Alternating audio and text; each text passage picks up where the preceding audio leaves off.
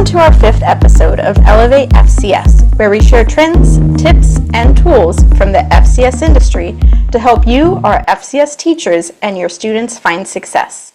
On each episode this year, we'll be featuring a guest speaker from an area of the FCS industry to learn about different career opportunities, resources for teachers, and industry trends.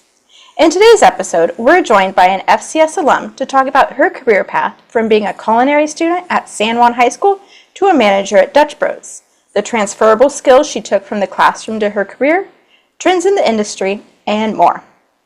Today I'm joined by Isabel Wallace, who is a current manager at Dutch Bros. Isabel started working at Dutch Bros in 2018 and uses the knowledge she gained as an FCS student at San Juan High School and an FCCLA chapter and region officer to lead her team members. After graduation, she studied pastry arts and baking at Johnson & Wales University. In her current role as a manager, she brings her years of industry experience and leadership to develop teams, connect with customers, and spread the company's love of coffee and kindness in her community. We're excited for Isabel to be with us today to share about her career in the coffee and restaurant industry, what's new in the industry, and career opportunities for our FCS students. Welcome, Isabel, and thank you so much for being here with us. To start, can you share with us a little more about your background and the path you took to become a manager at Dutch Bros? Yes, thank you for having me, Bevan. I have been with Dutch Bros for over 6 years, starting off as a barista, just needing a second job for more income. Who would have thought that I would find my career path and place that I can call my second home? I was a shift lead for 3 years, training and being a leader inside of my home shop. After that, I became my franchise's lead trainer, which put me in charge of mass training across 3 locations. A year later, I was promoted to assistant manager, and almost a year after that, I was offered the position of shop manager at the stand that I started out at. Very cool. I like how you really did get to grow as a leader and as an employee with one company and see how there are so many opportunities. When we just take a job, we have no idea where it's going to go from there. So it's really cool to see your growth. Absolutely. And then to just think of in the future how you're going to be able to keep growing.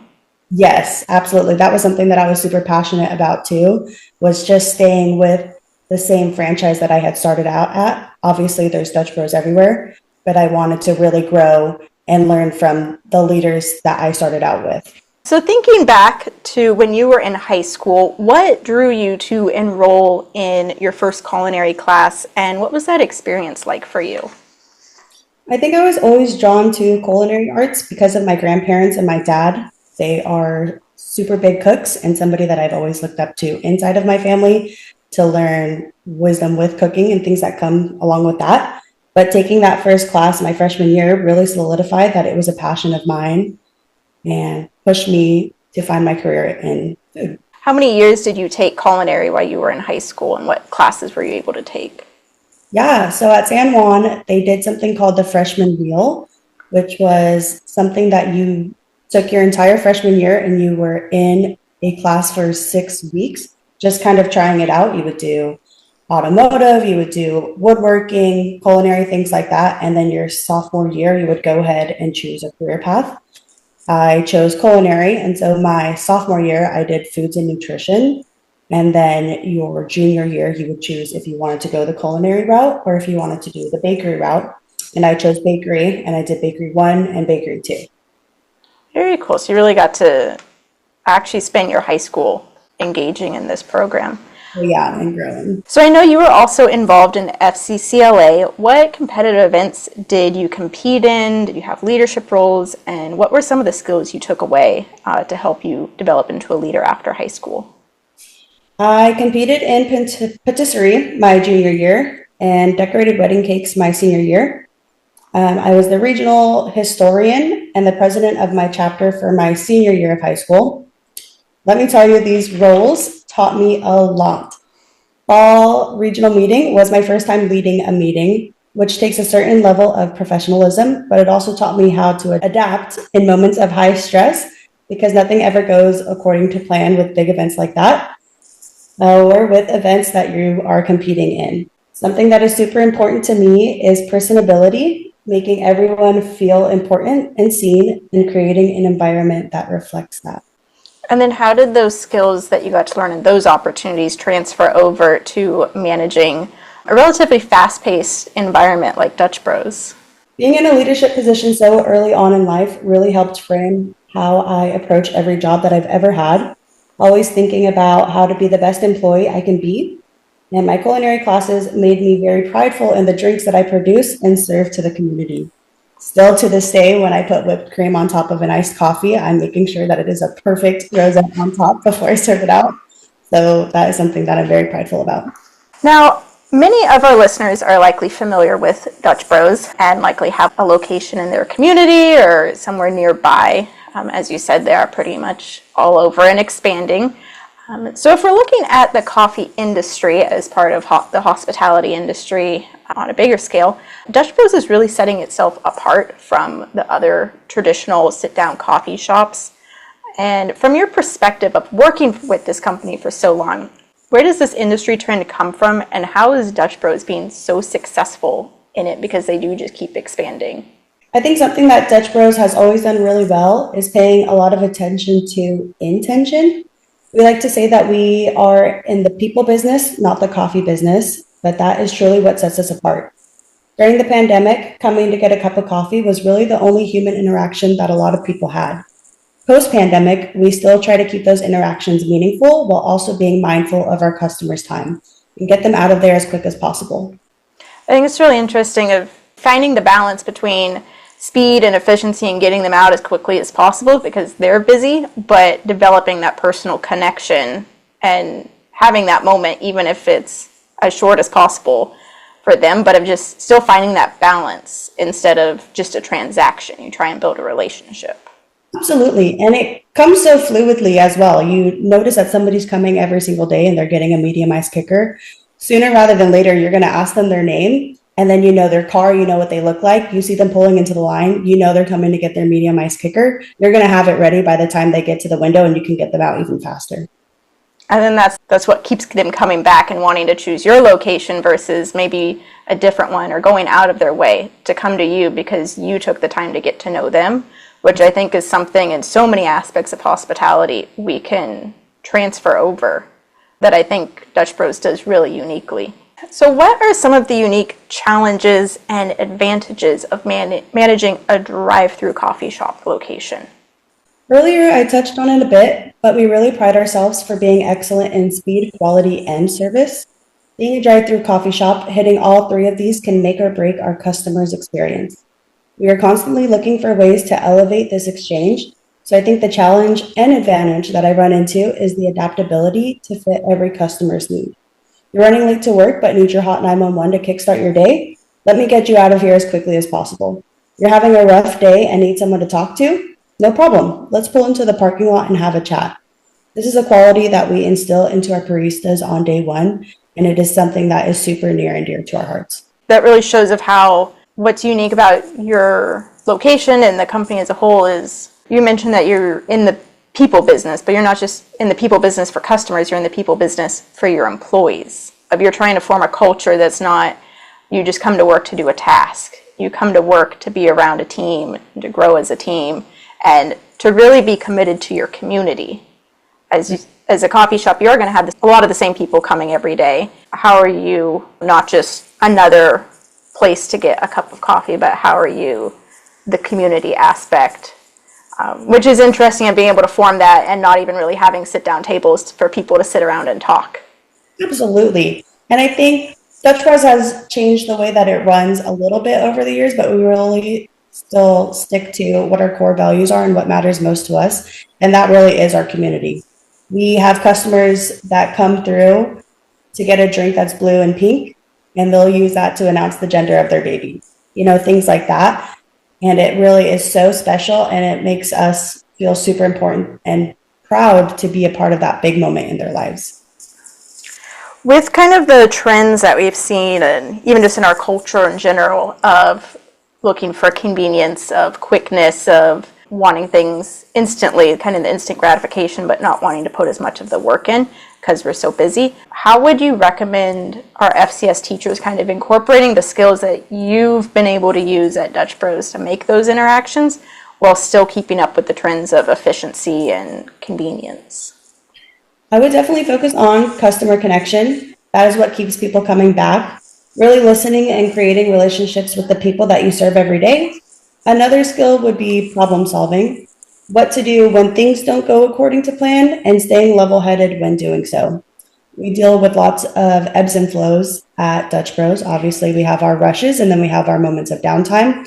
But being able to get ahead of the curve and know what to do when we're understaffed and how to serve them as fast as possible, but still be excellent in our quality and our service as well at the same time. That is something that's going to set anybody apart when they're applying for jobs. Definitely just a good overview of like what we can do now to prepare our students future on, especially students that are participating in catering or on-site restaurants or cafes, of learning that employability skills that go beyond just, here, I was able to make you a coffee. Most people can make a coffee if they're trained. Most people can't have the extra element to provide the personal interaction.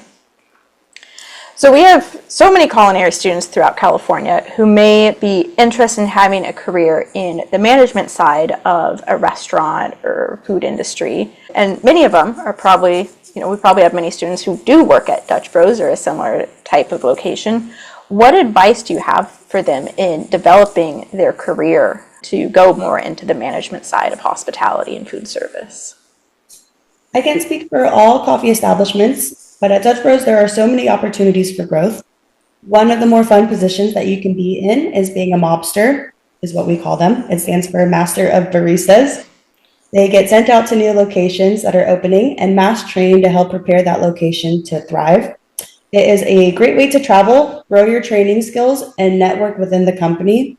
And it's something that a lot of our baristas and shift leads have done, and we have reaped the benefits of it as well. And it really just helps them grow not only as a person, but also as a leader as well, being underneath and working with so many different types of leaders from all over the country.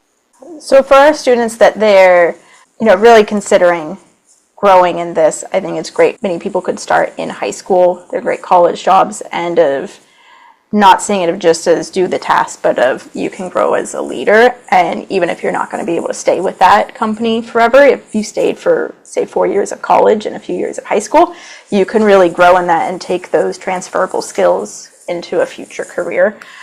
What would you define as some of the essential skills our students should be developing now while still in high school to set them apart when they start applying for food service jobs? I would definitely say for people that are looking into leadership, I would focus on honing in on your leadership voice. What kind of leader do you want to be, and what does excellent leadership look like to you? And just shaping yourself to be that person.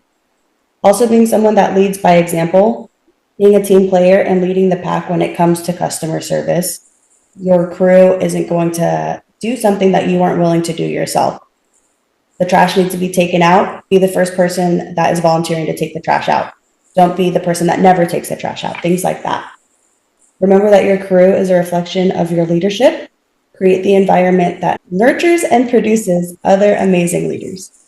I think that's really good. One thing I kind of picked up from you is being the one to do it for your team, be willing to do it, but also seeing the need and taking action instead of waiting for someone else to point it out that something needs done, or being like, that's not my duty. My duty is to do this, not to do this other task. But if you see something needs to be done and you take action instead of waiting for someone else to take action or tell you to do it. Absolutely. And if you're the one to call attention to what needs action, then that will go ahead and shape the rest of your crew to notice that as well and know what needs to be done in the future. You have so much great advice and knowledge, and I think it's really cool seeing how our FCS classes really shaped your future and will continue to do so as you continue to grow in your career. Before we wrap up, 2 fun questions for you. What is your go-to drink at Dutch Bros, and what would you say are the most popular drinks at your location? Oh, okay. My drink is really complicated and handcrafted, but I do a medium iced oat milk latte made with white coffee, sugar-free caramel and sugar-free white chocolate with cinnamon and raw sugar sprinkles. It is delicious, and it's not for everybody, but if you've tried white coffee, that is definitely my go-to. The most popular drinks are definitely going to be the Rebels, the energy drinks that we have. I think that is one thing that also really sets us apart is we have an amazing product with not only energy drinks, but it's our own energy drink. And we can make a really amazing blended product with it as well that you can't get anywhere else. And a lot of people are getting a blended Shark Attack Rebel, which is blue raspberry, lime, and coconut with pomegranate float on top. Very cool. So do you have any final thoughts or advice you'd like to share for our teachers or students before we wrap up? I would just like to really talk about my time with FCCLA. I think being a leader within FCCLA was my stepping stone into becoming the leader that I am today. I would encourage anyone that wants to manage in the future to take advantage of the guidance and experience that FCCLA gives you. Wonderful. Well, thank you, Isabel, for joining us today, sharing your knowledge and insight and your experience at Dutch Bros. Stay tuned next month for our next episode of Elevate FCS as we learn more about opportunities for FCS teachers and students and industry trends.